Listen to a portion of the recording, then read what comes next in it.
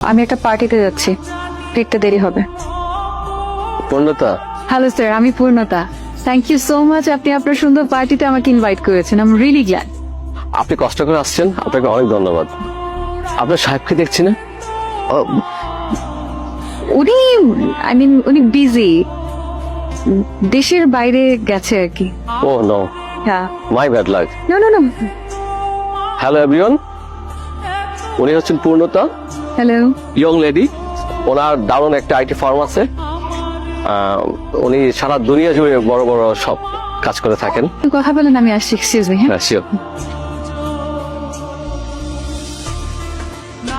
তুমি এখানে কি করছো?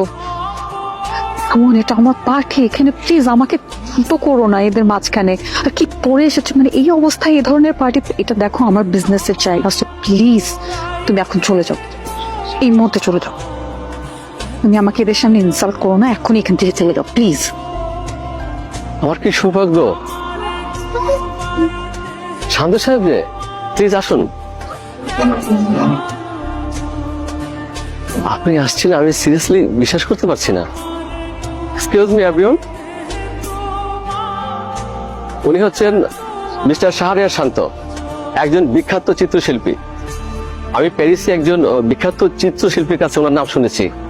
ওনার কাছে শান্ত সাহেবের অনেকগুলো আঁকা ছবি আছে। শান্ত সাহেব কিন্তু একজন ভালো মানের ইন্টেরিয়র ডিজাইনার এবং একজন খুব ভালো মানুষ। উনি অনেক বড় বড় প্রতিষ্ঠানের কাজ ছেড়ে দিয়েছে, আর যে জায়গায় দেখা যাচ্ছে অন্য অন্য কোম্পানিগুলো হা করে তাকিয়ে থাকে ওই সমস্ত কোম্পানির কাজগুলি করার জন্য, আর উনি কিন্তু সব পার্টিতে যান না। আজকে ওনাকে পেয়ে আমি ভীষণ খুশি। আপনাকে ধন্যবাদ। আপনি কষ্ট করে আমার পার্টিতে আসছেন।